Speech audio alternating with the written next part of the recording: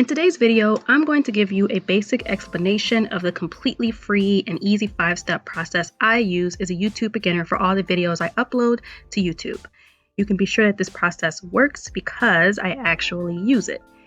I'm going to introduce you to all the steps and the required free resources, but I won't be giving any in-depth details because all of these steps and resources will get their own videos later. I'll link to those future videos in the description and throughout this video as soon as they are live. As usual, all the links and all the timestamps are in the description. All right, let's get started. As soon as I realized I was serious about creating a YouTube channel, I started using this template from Airtable called Digital Video Production. I altered this template so it made more sense for a beginner. As you can see, it's really expert level. And then I literally just brain dumped a long list of video ideas. I listed any and every video idea that came to mind.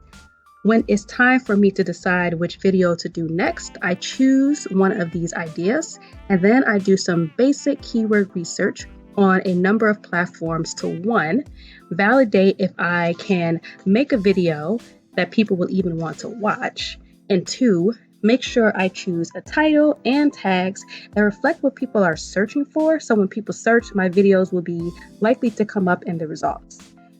My keyword process generally looks like this. First, I put in my video idea on a website called answerthepublic.com, making sure to hit US English. So I'll show you what that looks like. Try not to be too weirded out by this guy in the background. I'm always a little weirded out by it too, and so I try not to stay on the page that long. So for instance, as a test, I'm just going to use a video I've done previously. I'm going to search for Pomodoro technique. Oh, so many spelling mistakes. And then I'm going to make sure to click United States. Make sure that you choose it to whichever option makes sense for you because it defaults to UK English. And then you just click search. This takes a little bit of time to load, but once it's all loaded up, it is just so much really helpful information. And while we are waiting for this to load, I tend to also then go to this website called app.wordstream.com/free keyword tool. And here I type in the exact same keyword that I searched on Answer the Public. Then I go and I search Find My Keywords. And then in another tab, I go to the TubeBuddy, the free version of TubeBuddy, which I have downloaded to my computer already. And I click on the Keyword Explorer option. And from there, I search the exact same keyword for the idea that I am about to make my video on. So with all 3 of these tabs open, I just toggle between them and take notes on everything that showed up between all 3 keyword sites. So this is Answer the Public again. I go here and I look at the questions that people are asking and the prepositions. And then a word stream, I also look at the search volume and competition in regards to Pomodoro technique. And then when I go back to the page on YouTube for my TubeBuddy, I also look at the video searches, the web searches. I go to results to see the titles that are at the top, trending, if there is anything trending for the keyword. So then by using these 3 keyword research tools, I experiment with a few different titles for my video. And when I choose a title and all the keywords I want to put in my tags and description, I then go back to my version of the template and I record all that data in my Airtable for that video. After that is done and I feel solid about the title I've chosen and all the keywords and tags I have, it's time for the recording process. First, I want to talk about my recording setup. For the microphone, I just use cheap gaming headphones that were gifted to me. But I also have a Blue Yeti that I'll test in another video. Links for both are in the description. Since I'm just recording my screen, I record in my closet because all the clothes mean that it's great for sound. You'd be surprised how common it is to record in closets. I put notes on index cards and record all the way through, pausing when I mess up so I can edit it out later. Basically, what that means is that every time I make a mistake, I don't stop recording and then start recording all over again. That would be really overwhelming. Right now, as I'm sure you can tell just by watching this video, I don't use a camera of any sort. I just record my screen using a free tool called Flashback Express. However, before I get into recording your screen for free using Flashback Express, I do want to talk about how you can record with a camera for free for those of you interested in recording yourself or recording your surroundings as opposed to just recording your screen. In the past, I've recorded myself or my surroundings using either the camera that comes with my phone or the camera that comes with my laptop. If you don't have a laptop or a phone with a camera, hopefully you can use a friend or family member, or maybe there's a public library or a university that can help you. The really cool thing about Flashback Express, the free version of Flashback, is that it is both free to record the webcam on your laptop and to record your screen. All right.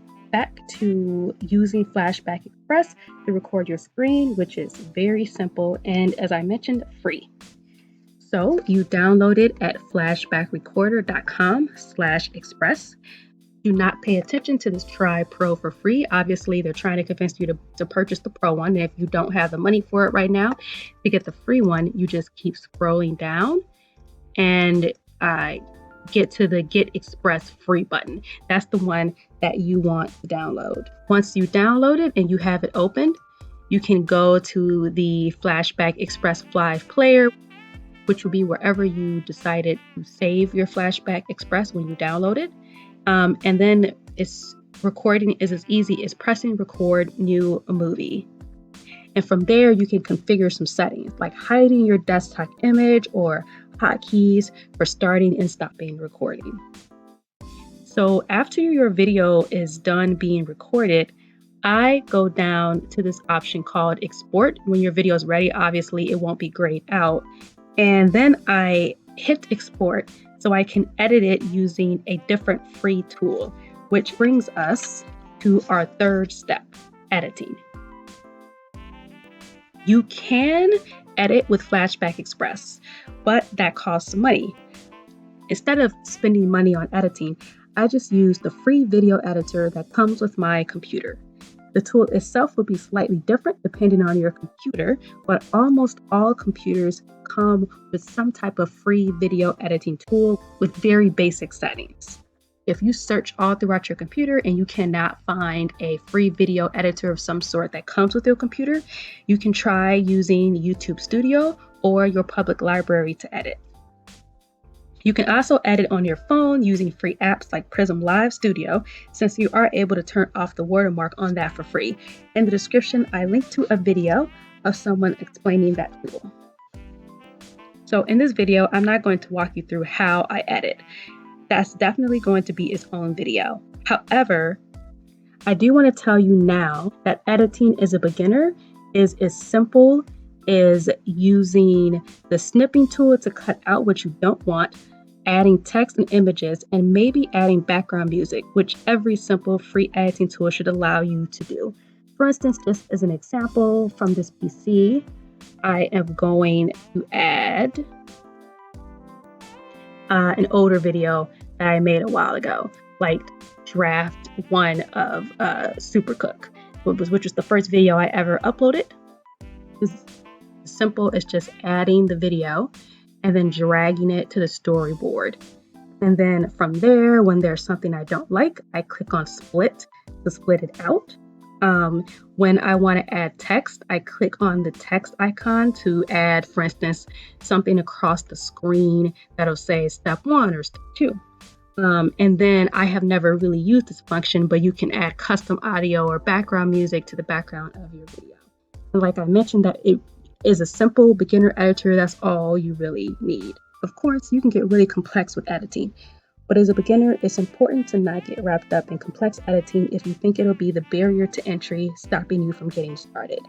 When I'm done editing, I go over here and I click Finish Video. And from there, I make sure that I export the highest quality. And I move on to the fourth step in the process, which is uploading. You'd think uploading was as simple as going to YouTube and just uploading the file, but there's actually quite a few steps here. After I finish editing a video, it takes anywhere between 15 minutes to 45 minutes for it to finish downloading. In that time, I work on the thumbnail. Thumbnails play a significant role in the success of your video, so it's important to spend some time on them. I'll go into a lot more detail in a later video about everything I consider when creating the thumbnail. But for now, I'll just give you the general gist. So, what I do is I search on YouTube for titles similar to mine and look at the thumbnails of the top results. So for the Pomodoro technique, what I would do is I would search for Pomodoro technique and I look at the top 5 thumbnail images here. Based on what I see, I try to consider a design that'll stand out. Then I go to Canva and design something based off of one of the templates for YouTube thumbnails. The edit video is ready and I've completed the thumbnail. I click on YouTube Studio. And then I click here on the upload button to upload the video. Then once it's uploaded, I focus on 3 things. And let me pull up a video that I recently uploaded to show you what I mean. So the 3 things that I focus on are the tags with the help of TubeBuddy. As you can see, this icon right here shows you that this is an addition that TubeBuddy has added to help you. So with the recommended tag section, I can find something that I think would be relevant, and then I can click this plus button. And what that'll do is add this up here to my official tags. After I do that, I scroll up and head to this end screen, and I click here to make sure that the last, say, 10 seconds of a video has the proper links to previous videos or other playlists that I want people to see when they watch the video.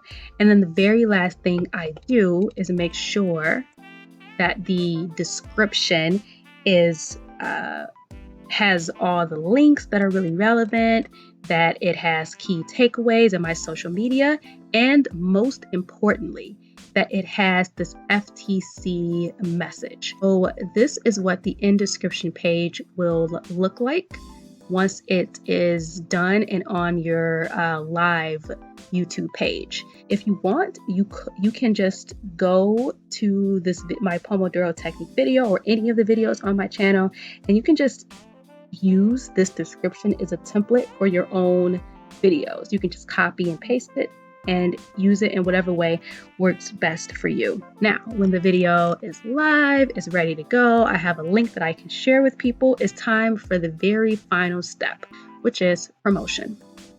For now, the promotion of my YouTube channel is as simple as me going to my page on Facebook.com and posting about my most recent video. So for an example, when I post my recent video on my Facebook page, what happens is then I go and I share it to both my personal Facebook page and to any groups that I am part of on Facebook where it might be relevant for them to see the video. Then, fortunately, as you can see here, there are 7 shares. That's because my friends and family members and the community members tend to pick up the post and help me share it as well, which really helps me get a lot more views. Another thing that I'm doing for promotion is redoing and rebuilding my website as well as an email list. So I think this would be really useful once I get it off the ground. If you don't have a website right now, don't worry about it. You don't need a website and an email list to get started, but it is something that could help promotion later on. The last thing I do for promotion, I participate heavily in Facebook groups, especially if the content on my channel is relevant specifically to that group. One of the groups that I participate in quite often is this group on Facebook called Serving and Succeeding Business Leaders, Artists, Advocates, and Helpers. The group is pretty big, and I have a lot of helpful support here. So when I post questions or thumbnails or updates to my page, I get a lot of really helpful feedback here. Another really helpful thing about this Facebook group is that they have regular events. As you can see, there are many recurring events, both for free and for people who are part of the membership, which is paid. And that has really, really helped me out. In the future, I'd like to do a lot more for promotion, and I'll do another video exploring all the techniques I'll try. But for now, my Facebook page and the Facebook groups and building my website is plenty enough just to get started. I can always go back and promote older videos again when I get a better following, and the same goes for you. You can always go back and promote your videos again. In fact, no matter how great you promoted your videos when you first started, you should go back and do it again anyway, just because it's good for your channel. Those are all the 5 main steps. But before I sign off, I want to give you a bonus tip. Now is the best time to get started with your YouTube channel.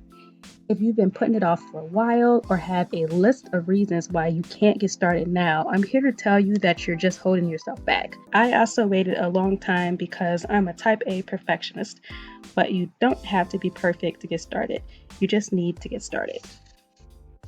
As I mentioned at the start of the video, the description has all the links and timestamps. This overview video is only the first in a series of videos where I'll go into a lot more details about everything that I mentioned here. I really appreciate you watching. Thanks.